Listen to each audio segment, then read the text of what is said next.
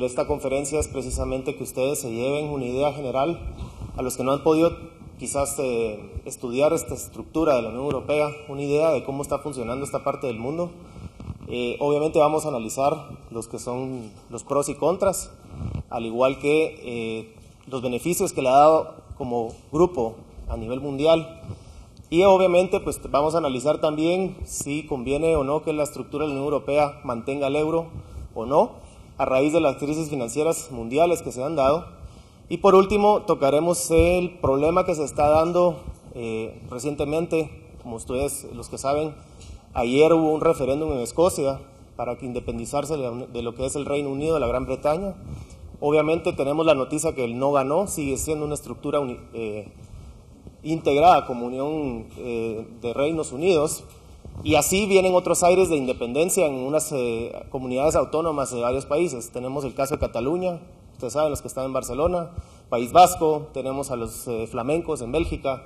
Todas estas provincias o comunidades quieren separarse y formar parte de la Unión Europea, pero como comunidad independiente. Pues eso es lo que vamos a analizar. Para poder iniciar a hablar de Europa, tenemos que tocar temas que formaron a la Unión Europea. Es decir, no de la noche a la mañana se les ocurrió a este grupo de países decir dejemos de pelear y por primera vez unámonos en economía y a la vez en seguridad para evitar otro conflicto desastroso. Europa venía desgastado y devastado por diversas guerras. Este era el mapa en la Primera Guerra Mundial, antes de que se diera.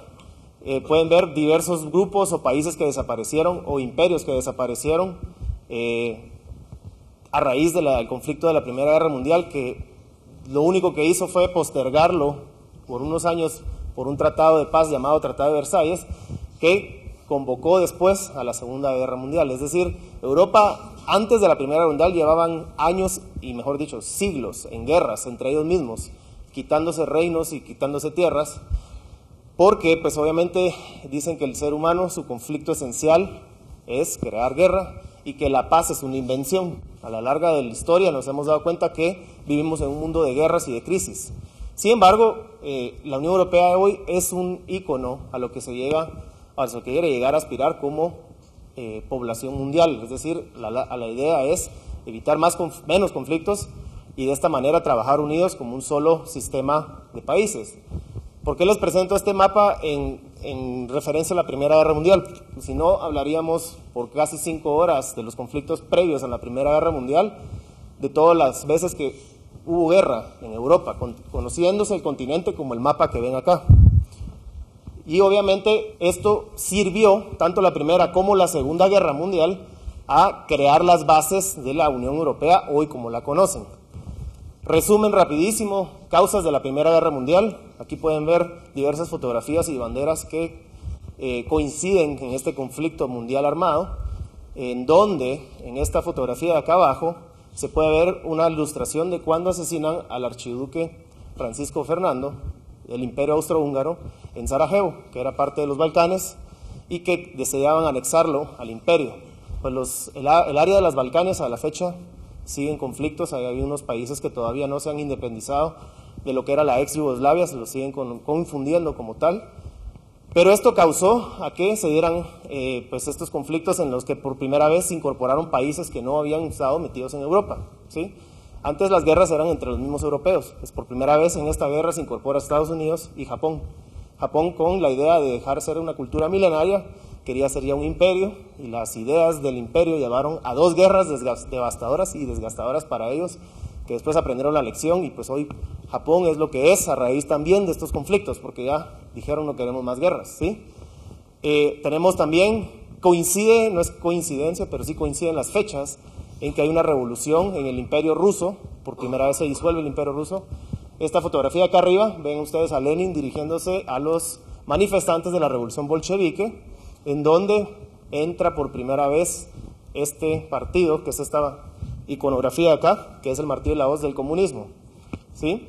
A raíz del comunismo también tiene mucho que ver en los conflictos de la Segunda Guerra Mundial y por ello la Unión Europea.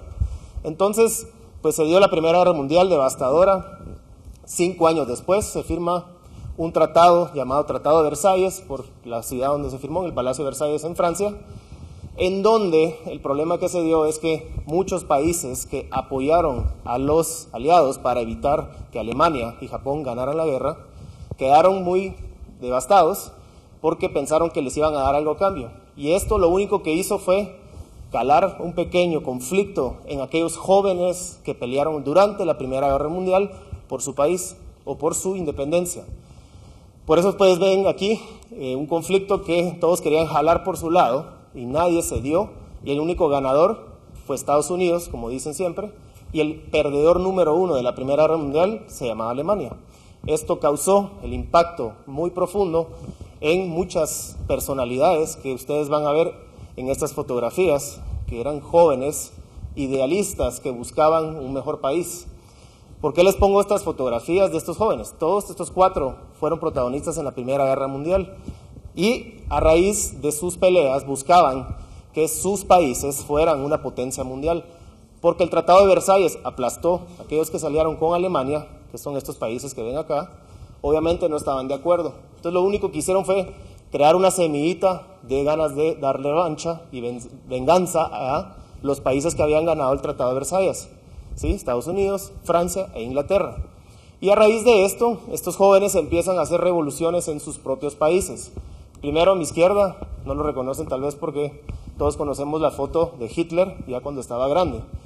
Hitler fue uno de los causantes más grandes de la Segunda Guerra Mundial, pero no fue que un día de la noche a la mañana se amaneció con ganas de pelear. Simplemente la Primera Guerra Mundial que él luchó, nunca aceptó que Alemania se rindiera en un vagón de un tren en Francia y que Francia le impusiera las reglas a Alemania de un montón de condiciones que debían evitar, obviamente apoderándose también de territorios alemanes para evitar pues así más conflictos entre Alemania, Francia e Inglaterra.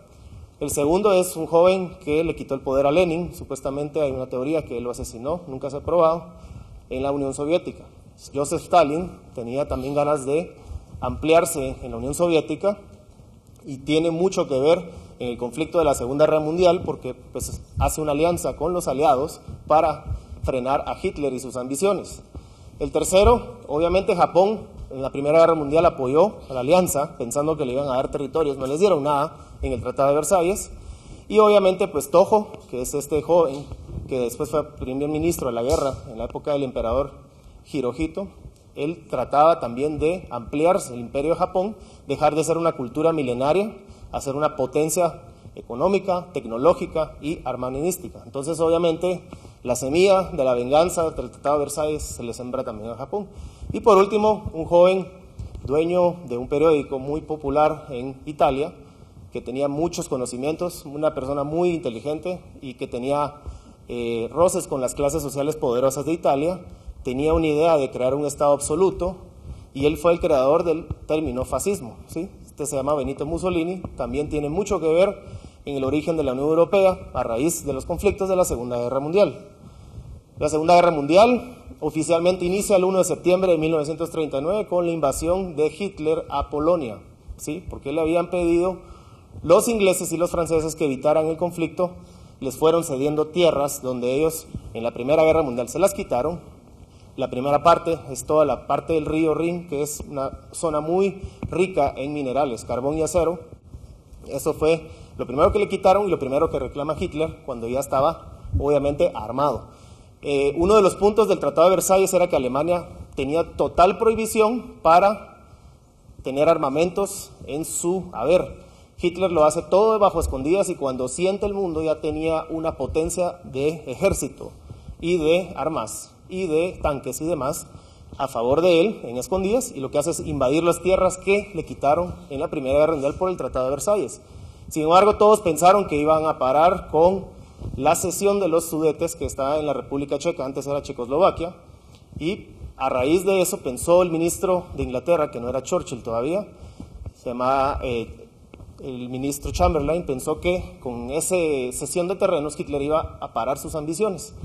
Pero sabemos que la historia nos demuestra que entre más poder se les da a los dictadores, pues obviamente más quieren, y esto fue el error de Chamberlain de Inglaterra, porque por eso es que entra después Winston Churchill, porque él siempre supo que Hitler quería armar un nuevo mundo, armar el Tercer Reich, como le llama él, y obviamente ampliar toda la territorialidad de Alemania. Entonces, Estalla la Segunda Guerra Mundial cuando Hitler invade Polonia, porque ya era un país al que no le habían dado acceso.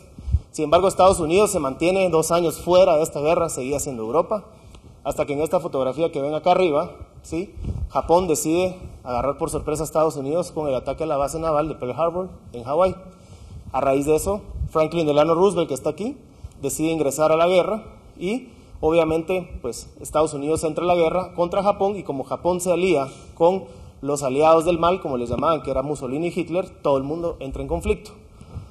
Toda esta guerra fue una de las más largas y más desgastadoras del mundo. Terminó con un episodio, que es esta foto en medio, espantosamente desastrosa, que es la bomba atómica. Ustedes saben las consecuencias que hoy se viven a raíz de las 2 bombas atómicas que soltó Estados Unidos para que Japón se rindiera.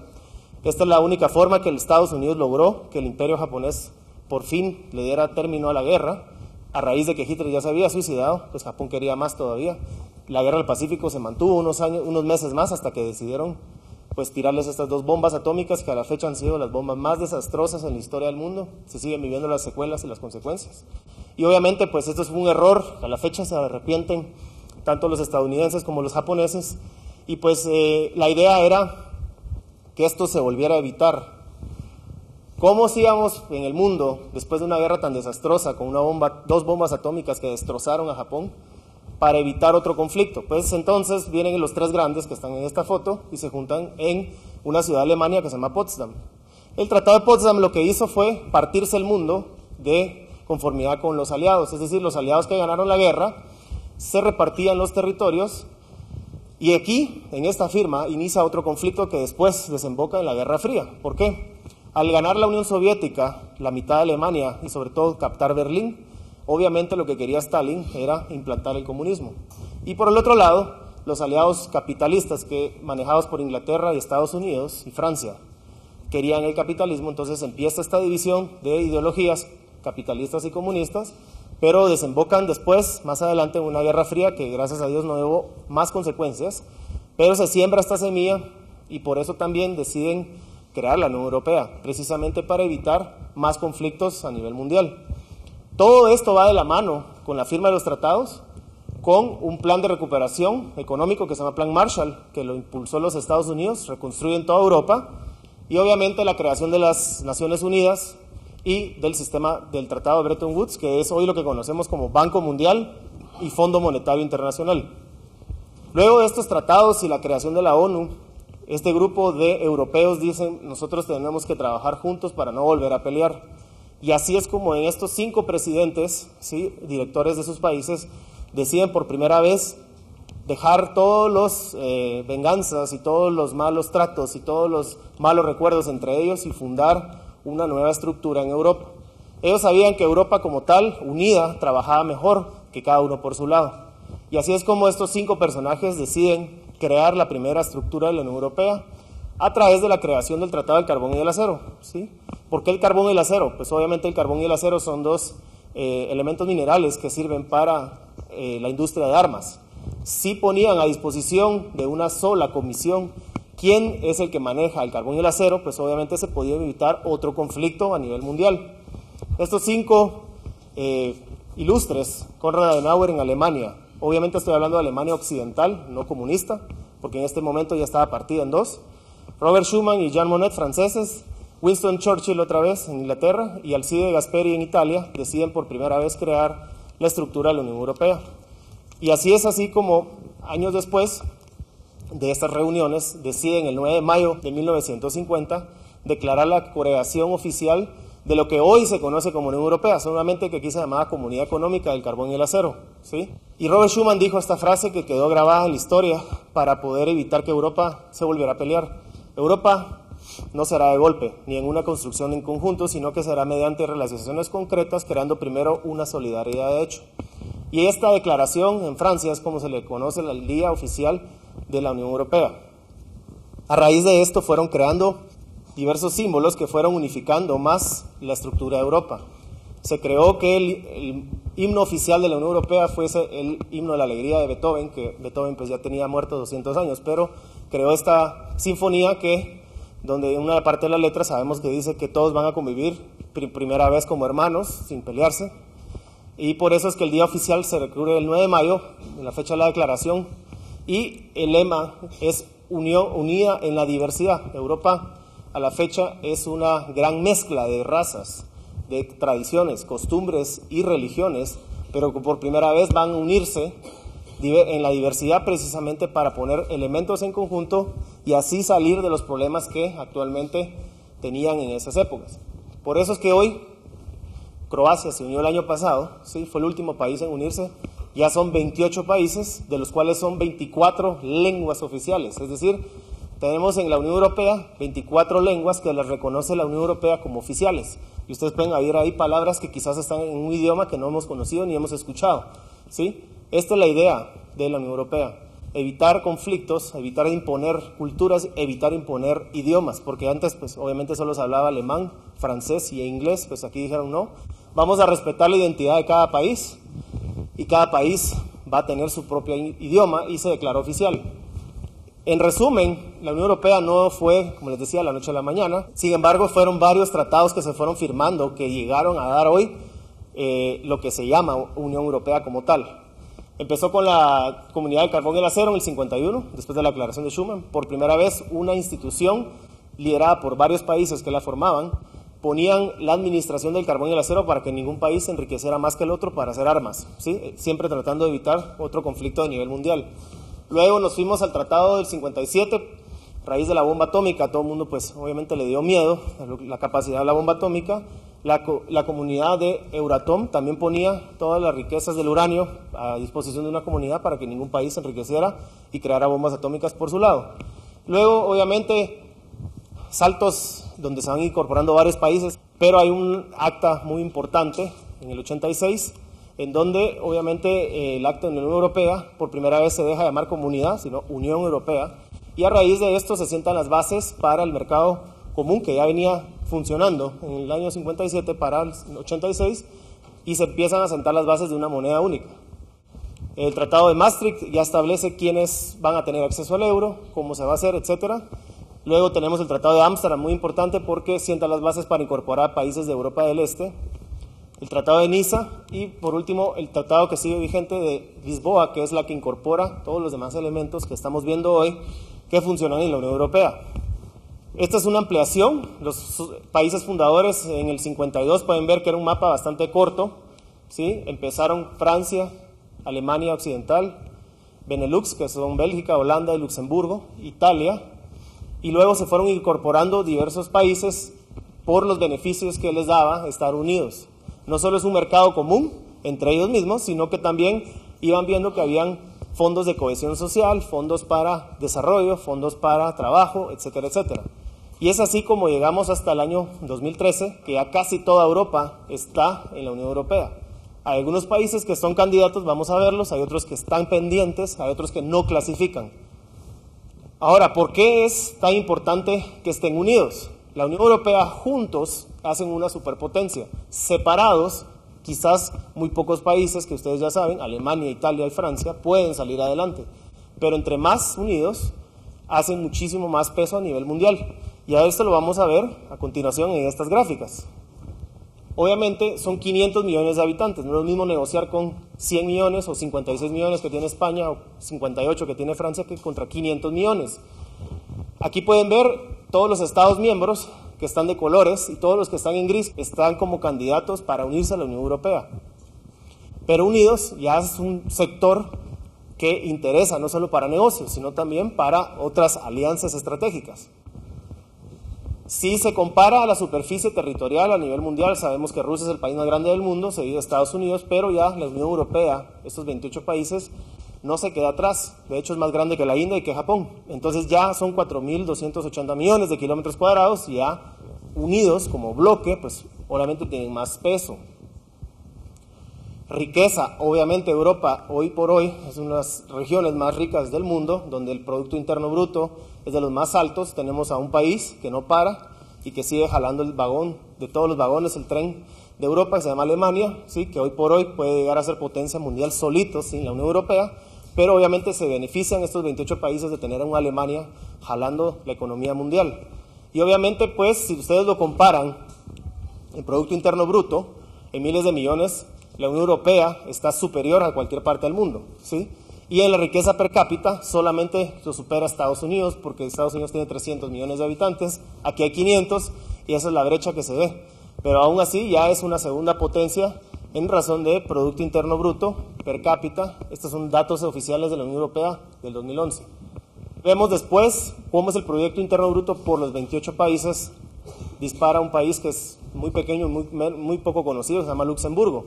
Luxemburgo tiene el mayor Producto Interno Bruto per cápita porque primero es un país muy pequeño, segundo, muy pocos habitantes, pero tercero, que es donde realmente recae su riqueza, es todo el tema de las sociedades fiscales se instalan en Luxemburgo. Por ello, por una ventaja fiscal que tiene el país, pues todas las sociedades multinacionales de Europa están instaladas ahí y obviamente esto genera riqueza. Pero la idea de la gráfica es que vean cómo todos los demás países son bastante proporcionales en su riqueza per cápita. Estas gráficas obviamente van subiendo conforme van creciendo el crecimiento económico de cada país. Es una potencia comercial.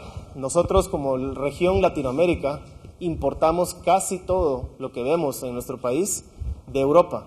Las siguientes lo importamos Estados Unidos y México y el resto de lo demás del mundo. Solo para que ustedes vean todo lo que son vehículos, casi todo ya viene de Europa, con excepción de los vehículos asiáticos, todo lo que es medicinas, todo lo que es el sector alimentos, el sector vinos, etcétera, podemos seguir un listado muy de productos, pues viene de la Unión Europea, ¿sí? Total de exportaciones de bienes, casi todo se va, digamos, a Estados Unidos, Japón, China y adentro de la Unión Europea. Y obviamente en el portal de exportaciones de servicios cada vez más vemos más inversiones extranjeras de Europa en Latinoamérica y en otras partes del mundo. Rápidamente, ¿cómo funciona la Unión Europea? No es porque de la noche a la mañana se les ocurrió que iba a existir una comisión, un parlamento. Esto se fue dando con estos tratados que vi en resumen, porque obviamente lo que fueron dándole fue más pilares de sostenimiento a esta estructura grande que hoy la manejan esta cantidad de instituciones. Obviamente fue un experimento y han ido variando y todo es una prueba de error, pero cada vez van mejorando. Obviamente la superioridad la tiene el Consejo Europeo, que es la cumbre de los 28 países. Se reúnen 2 veces al año donde generalmente pues, discuten todos los países toda la situación actual.